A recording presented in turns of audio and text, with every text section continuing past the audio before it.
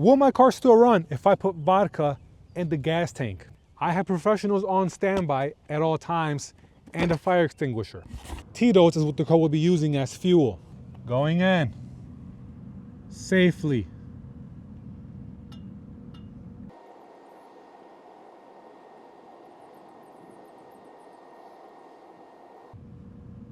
Done. This junk stinks. By the way, this is 80 proof. The moment of truth. Will the Corolla turn on?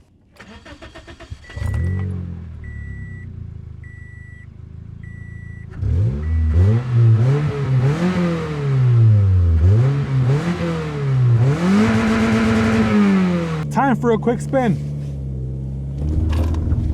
Alrighty. Number one reason why it's not a good idea to use it as fuel, besides it not being good for the car. It is expensive. How much was it? Like 1 pint max? $10, not even counting taxes. Gasoline right now is about $4.50 for a gallon. So it's like, although it is pricey, it's not $10 pricey. Google said the car should start sputtering. I'm not seeing any of that yet. It's still driving fine. It drives the same as when I put E85 in it, which the car does not have a tune for E85. The car is absolutely completely stock. So with E85, it did feel sluggish. And I did just get rid of the E85 this week. So by the way, it cost me $55 to fill it up. When I bought the car 5 months ago, I paid $25 to fill it up. How crazy is that? I paid double in 5 months.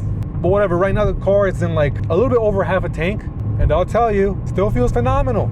It's been a good 2 miles now. There is no backfire. There is no sluggishness. Reverse to neutral drop on the hill.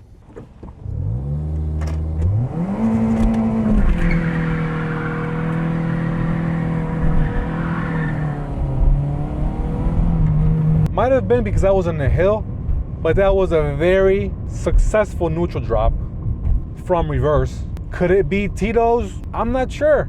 We'll have to test it again off of a hill just to make sure it was real data. Again, I love science.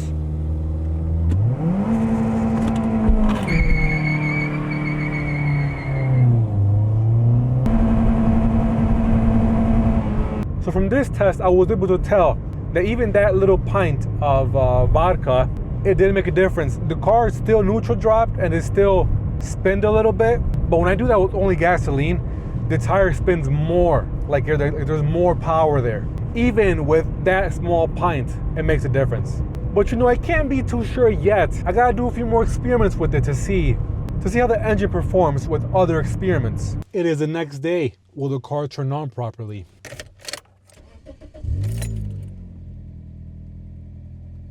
If you don't believe me, the engine is still cold.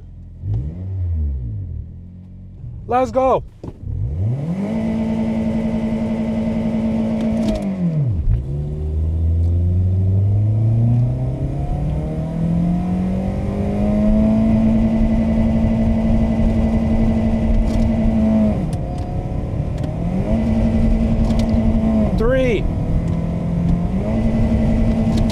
For starters, it didn't smell funky. It didn't smell like exhaust. For science, reverse.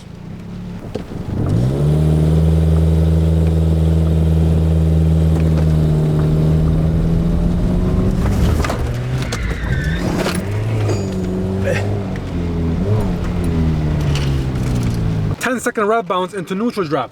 Neutral.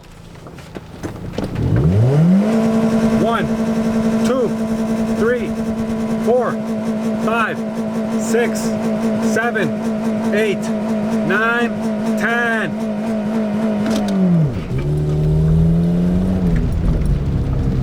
I have done a few experimental J-turns. This one was bad. The car itself was victorious, but the maneuvering was bad. Alrighty, it's officially been a whole week that I put vodka in the Corolla. Has there been any problems?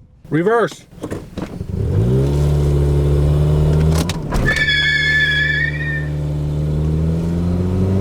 Flat out, no issues. Zero. I drove it every day. 2 days I drove it just to drive it because I had to go get groceries. Nothing out of the ordinary. Everything was completely A-okay, zero issues. Once I switched the key, it turned on first try. Zero hesitation. Granted, it was only 1 pint. But let me tell you that reverse to drive slam I just did, it did feel slightly on the weaker side. Maybe because I didn't let the engine rev bounce on neutral like I always do. I just threw it directly into low gear. Other than that, zero issues. Today is actually super hot. I'm talking like 86 here. Zero overheating. And this is actually the first time I have this car in hot weather because I bought this car in the winter.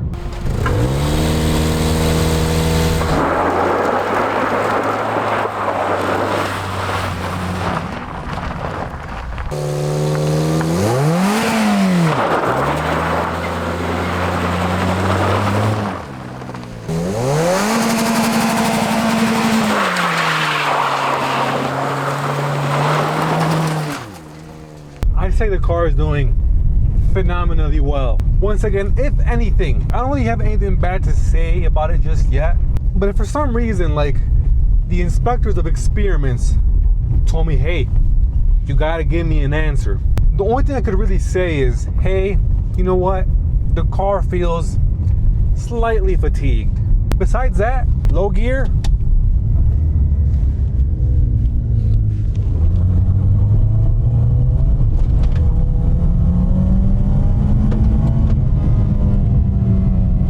still pulls, still feels great. It doesn't stall. I could go as far as to say the pint had 0.1% effect on the car. That's it.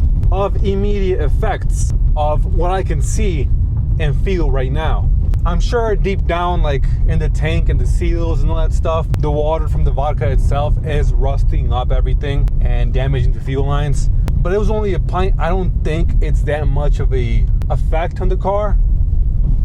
It might be. Correct me if I'm wrong. Put it down in the comments. I just don't think it is. I truly believe the car is absolutely chilling. If the car is going to see issues from like the water that's inside the vodka that now is in the gas tank, I just don't think we're going to see the issues anytime soon. There you have it, guys. It's officially been 7 solid days. Zero complaints. Now, how does the car sound? How does it idle? Is there a skip in how it idles? Does it stutter? Does it want to stall maybe?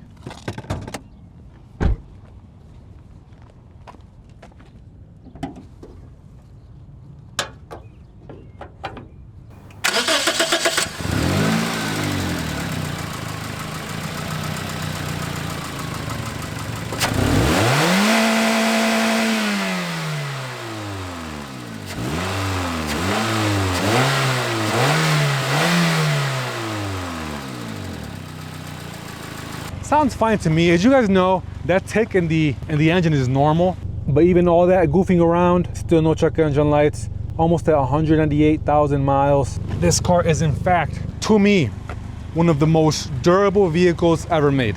I could almost guarantee it. Could. Not yet. But let me tell you this though. I am almost certain that if I put a bottle of Tito's for science only into a foreign or any other car that isn't this one, it won't behave the same way. Especially not 100 days of experiments. And especially not with about 25 solid, actually solid neutral drops. You guys have seen, I don't play around. And this car has not let me down.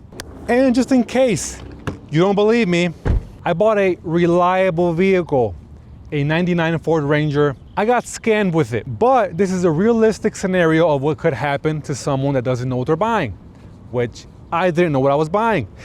Nevertheless, stay tuned for that. It is now a Ford, an American vehicle. We'll see if even with the issues that it has, it can survive at least half as much as this car. If I get a realistic 30 days out of it, I would be surprised because it needs cylinder heads. Basically, it's done. But we must know, if you bought a car with bad cylinder heads and you didn't know it, how long can you expect to drive it before it tells you it's done? Stay tuned. I am out.